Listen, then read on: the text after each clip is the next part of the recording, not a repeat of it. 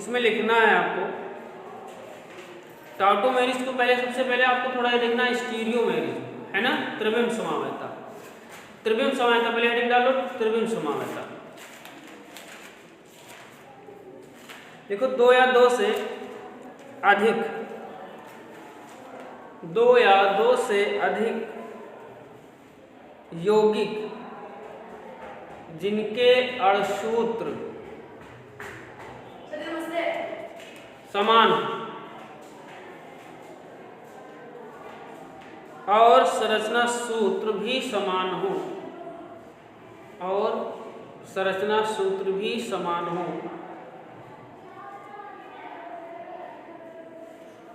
परंतु त्रिविम समावयवता में परमाणुओं या समूहों का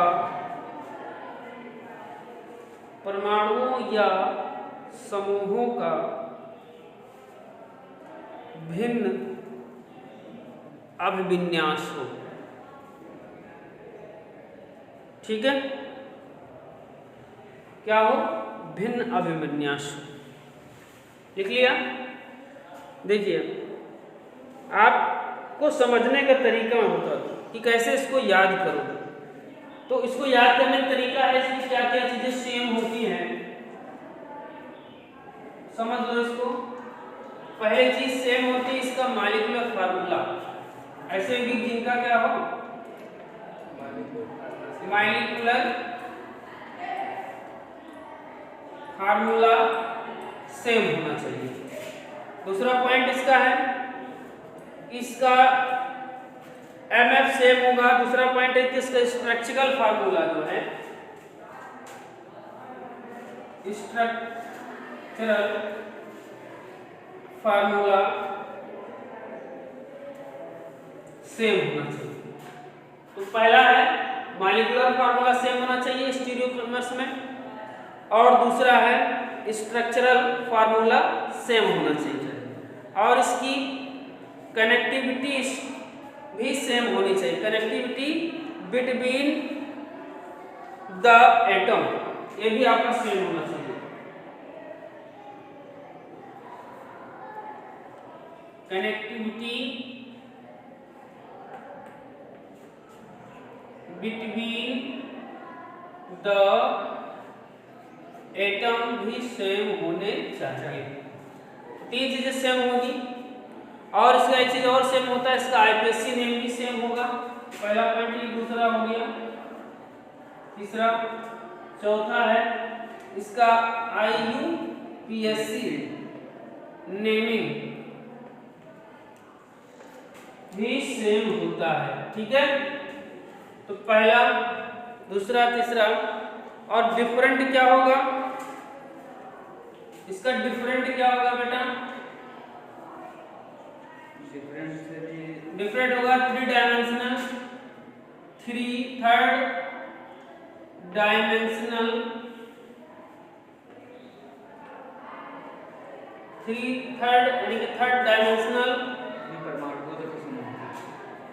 arrangement of atom,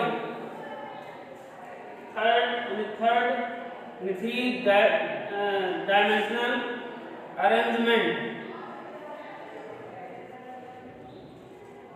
arrangement atom. तो थर्ड डायमेंशनल अरेंजमेंट एटम के हिसाब से देखा जाएगा तो पहला पॉइंट क्या होगा? इसकी फिजिकल प्रॉपर्टीज जो होगी वो डिफरेंट होगी। पहला पॉइंट इसमें बनेगा इसकी जो फिजिकल प्रॉपर्टीज होगी वो क्या होगी? डिफरेंट होगी, यानी किसके? भौतिक गुण। ठीक है,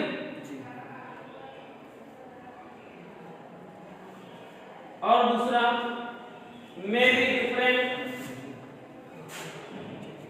may be different in chemical properties, इसकी केमिकल प्रॉपर्टीज भी डिफरेंट हो सकती है।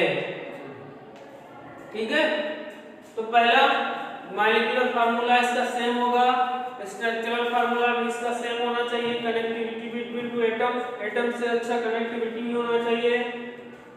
चौथा पॉइंट IPSC नेमिंग भी इसका सेम होना चाहिए। और 3 डायमेंशनल अरेंजमेंट एटम के हिसाब से जिसको देखा जाए इसकी फिजिकल प्रॉपर्टीज और केमिकल प्रॉपर्टीज भी जो है डिफरेंट हो सकती है या होगी, है ना।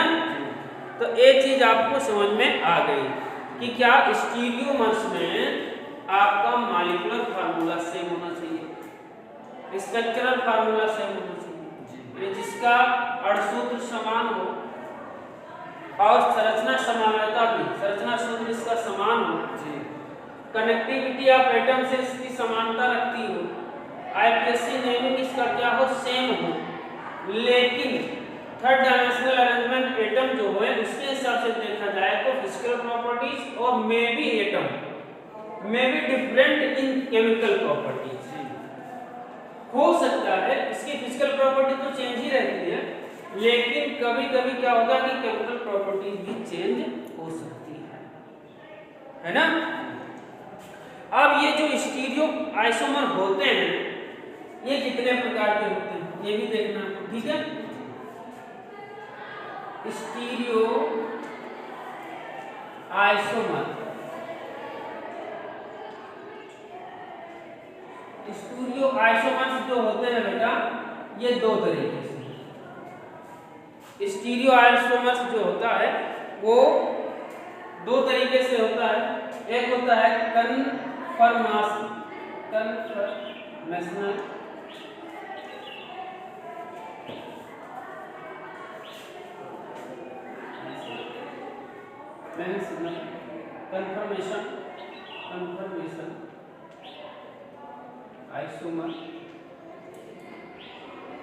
कन्फर्मेशन आइसोमर, ठीक है।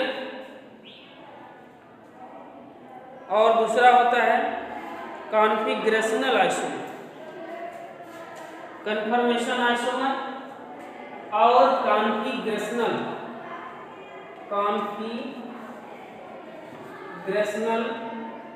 आइसोमर। तो पहला हुआ कन्फर्मेशन आइसोमर और दूसरा हुआ कॉन्फिगरेशनल आइसोमर, ठीक है। तो इस कॉन्फिगरेशनल आइसोमर्स को क्या होता है सबसे पहले ये जान लो, ठीक है। कॉन्फिगरेशनल आइसोमर्स क्या होता है तो लिखना है इसमें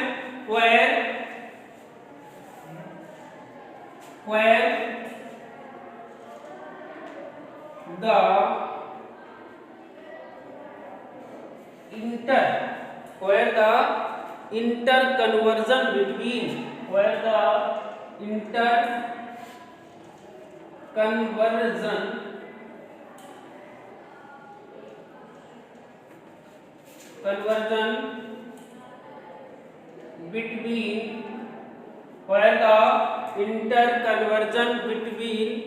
from the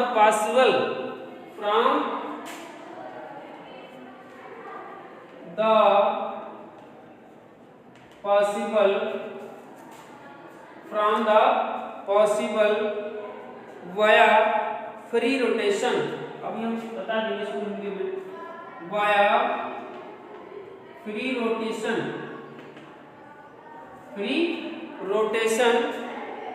between carbon to carbon sigma bond, between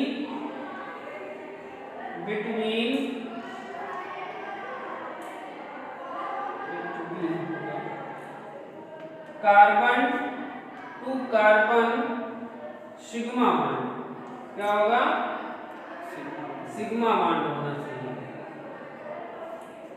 Where the interconversion between from the possible, ठीक है, पोजीशन इसकी होगी जो interconversion between from the possible होगा बेटा, पॉसिबल यहाँ पे लिखना होगा, possible via free rotation between carbon to carbon sigma bond.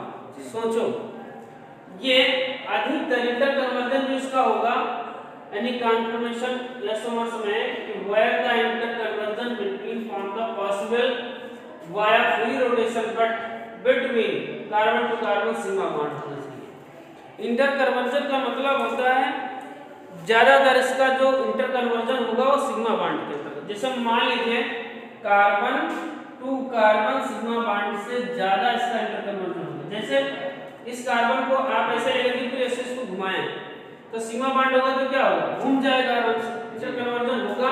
लेकिन मानो कि इसका डबल बॉन्ड है, फिर इसका इंटर कन्वर्जन करवा रहे हो तो क्या होगा, जब इसको ऐसे पकड़ोगे और इसको ऐसे करोगे तो क्या होगा, ये बॉन्ड ब्रेक हो जाएगा ना जी, आसानी से टूट जाएगा।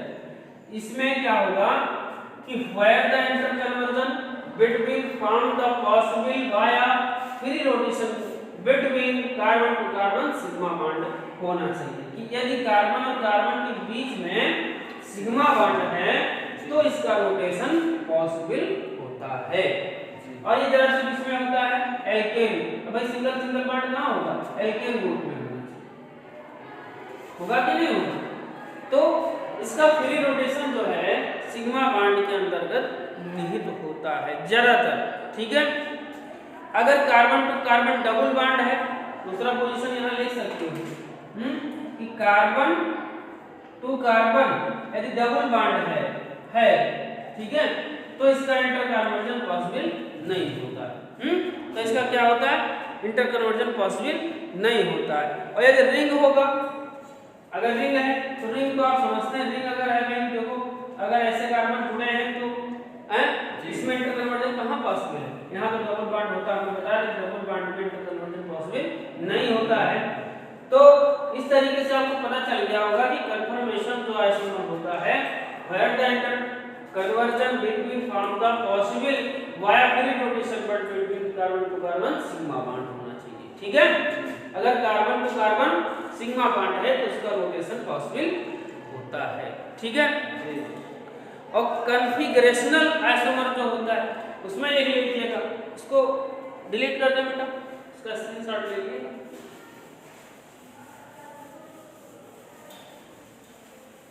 अब देखो इसका जो कॉन्फ़िगरेशनल, ठीक है, कॉन्फ़िगरेशनल आइसोमर, कॉन्फ़िगरेशनल आइसोमर क्या है, लिख लो बेटा कि configurational isomer are those isomer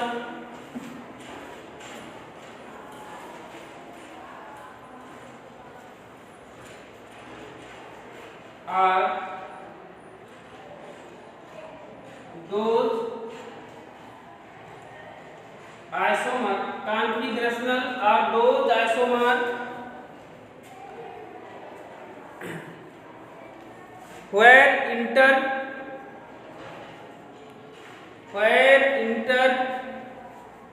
conversion between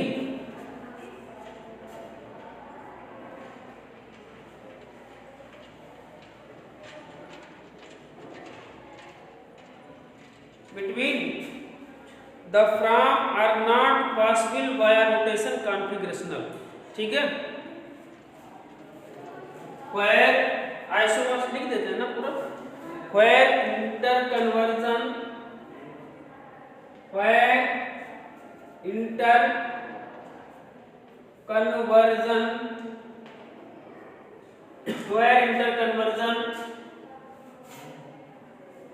between the form are not possible,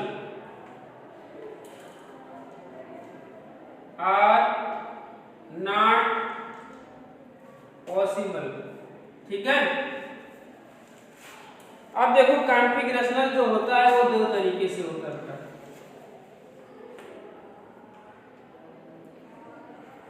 ये दो तरीके से होता है। ये कॉन्फ़िगरेशनल आपका जो है ये दो तरीके से होता है। कौन कौन सा, एक होता है ऑप्टिकल आइसोमेरिज्म, क्या होता है, ऑप्टिकल आइसोमेरिज्म, और एक होता है ज्योमेट्रिकल आइसोमेरिज्म। क्या होता है, ज्योमेट्रिकल आइसोमेरिज्म।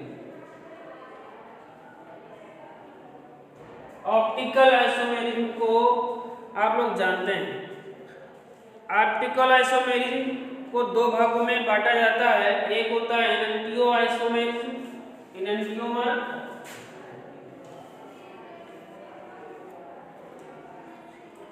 इनेंटियोमर, ठीक है, और एक आपका होता है डाया आइसोमर, ठीक है।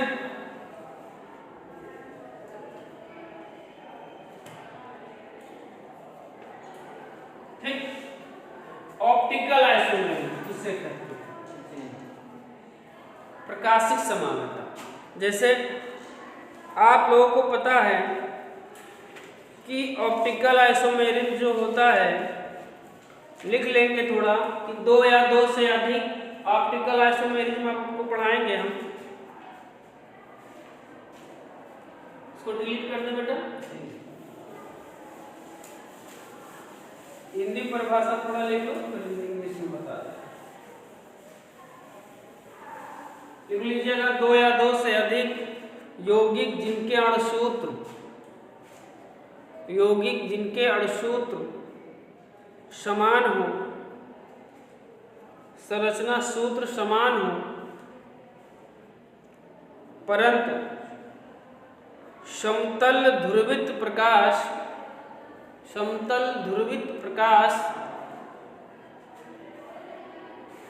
के तल को घुमाने की दिशा ध्रुवित प्रकाश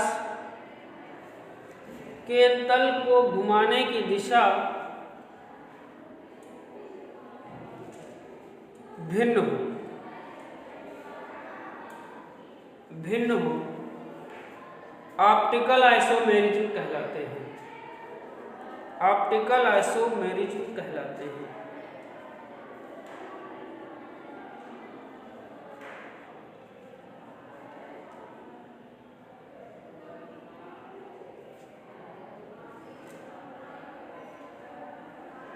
ठीक है, लिख लीजिएगा, इंग्लिश में थोड़ा इसको समझ लीजिए बेटा कि कायरल एंड कायरालिटी, लिख लो बेटा, कायरल एंड कायरालिटी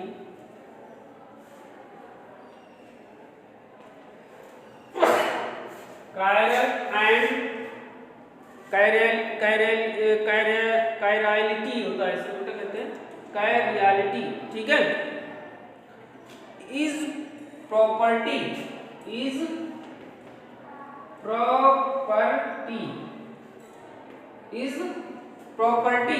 ठीक है, फाउंड इन ए मॉलिक्यूलर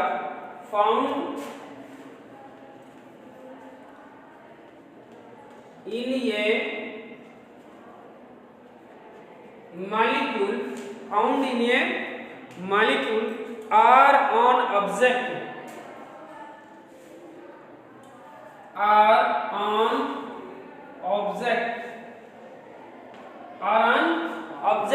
ठीक है, when it cannot superimpose, where is cannot superimpose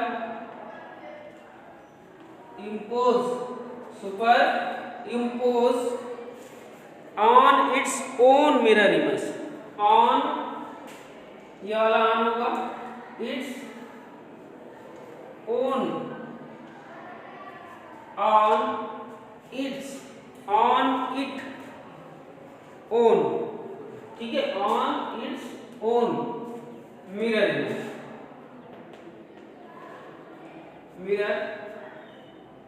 image, ठीक है, मिरर इमेज, ठीक है, मिरर इमेज वही चीज जो अभी हम बता रहे थे।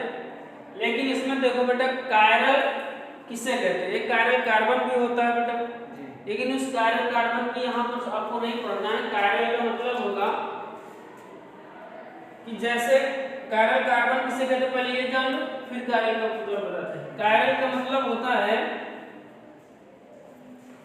ऐसा कार्बन जो स्वयं क्या हो, sp3 हो, हाइब्रिडाइज हो, और उससे जुड़े चारों समूह, यानी कि ये वाला, ये वाला, ये वाला और ये वाला, ये चारों क्या हो, डिफरेंट मॉलिक्यूल से जुड़े हो, है ना।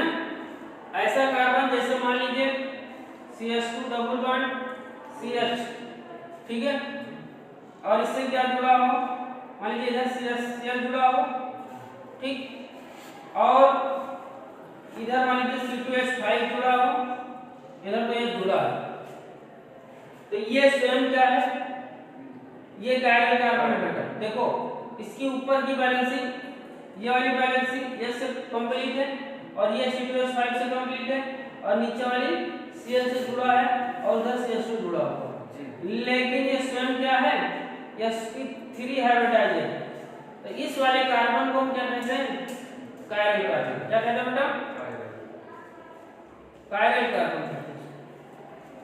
आप हिंदी में इसको लिखा मिलेगा, तो हिंदी वाले तो पढ़ोगे तो वहां कायरल कार्बन आपको दिखाया जाएगा, ठीक है। कायरल कार्बन किसे कहते हैं। आप देखो तो ये कायरल का मतलब समझ में आ गया। कायरल एटम आपको पता चल गया कि कायरल एटम किसे कहते हैं जी, है ना। अब देखो सुपर इम्पोजिंग शब्द आया इसमें कि chiral and clarity is the property found in the molecule or on object where is that not superimpose. Superimpose का मतलब क्या है, इसी को समझना है जी। जैसे आप ये देख रहे हो हाथ, ये दोनों हाथ है बेटा ना जी। अब इन हाथों को देखो, सुपरइम्पोज का मतलब होता है कि जब इसको एक दूसरे के सामने लाया जाएगा तो ये उसकी प्रकाशिक समयता सही रूप से नहीं दिखा सकते। जैसे ये आप देख रहे हैं ना, अब जब इसको हम इसके ऊपर लेके आते हैं, ऐसे लेके जी, तो यहाँ आपको क्या दिखाई दे रहा है। अब देखो इधर से देखोगे तो एकदम इसका ये दूसरी जगह तरीके से दिखाई दे रहा है, यानी कि रेड दिखाई देगा। और जब इसको हम इधर की तरफ करेंगे तो ये सुपरइम्पोज नहीं होगा, मतलब कि ये पूरी तरीके से इसको नहीं ढक पा रहा है। अगर ऐसा कार्बन यानी कि ऐसा सिस्टम या ऐसी प्रकाशिक समावता जो इसको पूरी तरीके से एक दूसरे को जो है सुपर कंपोज नहीं कर पावे, जैसे ऐसे देखोगे तो ये दोनों समान है ना, समान दिखाई दे रहे हैं भाई, जैसा इसका है वैसा इसका है। लेकिन आप यदि आप चाहो कि ये दो एक दूसरे पर आ जाए तो क्या होगा, तो जब दूसरे पे आ जाएंगे तो इधर से देखोगे तो ये इसका दिखाई देगा तब, लेकिन जब इधर से देखोगे तो कुछ डिफरेंट होगा ना, है ना। तो ये सुपरइम्पोज कहाँ हुआ, हुआ नहीं हुआ। जैसे ये ब्लैक बोर्ड है बेटा, और इस ब्लैक बोर्ड पे लाओ इस दूसरे वाले ब्लैक बोर्ड को इसको उल्टा रख दो, तो जब उधर से देखोगे तो क्या दिखाई देगा, ऐसे दिखाई देगा। और जिसके ऊपर दूसरा ब्लैक बोर्ड रखोगे इसको मतलब एक ही तल में रखोगे, मतलब नहीं समझे। जैसे ये दोनों की दिशा समान है ना, अब इनकी दिशा मतलब ऐसे सामने देखोगे सामने ऐसे दिखाई देगा, लेकिन जब इसको एक दूसरे पर लेके आओगे तो ये पूरा शरीर इसका नहीं ढक पा रहा है, इसके अंगूठे बाहर जा रहे हैं, है ना। तो ये बाहर जाने का तरीका क्या है कि यही तो कायरल ये सुपरइम्पोज नहीं कर पा रहा है इसको, है ना। अब अगर ये सुपरइम्पोज नहीं कर रहा है तो इसमें ये सिमेट्री का मतलब क्या होता है कि इसमें आप हाथों की सही दिशा या इस कायरल और कैलाटी को क्लियर करने के लिए सुपरइम्पोज जो है शुद्ध रूप से इन कार्बनों की दिशा को नहीं बता पा रहा है, ठीक है। तो बाकी जो है इसको हम अगले वीडियो में क्लियर करेंगे, बहुत सारे एग्जाम्पल बताएंगे आपसे रिलेटेड और उनका जो है अध्ययन की हम अच्छे से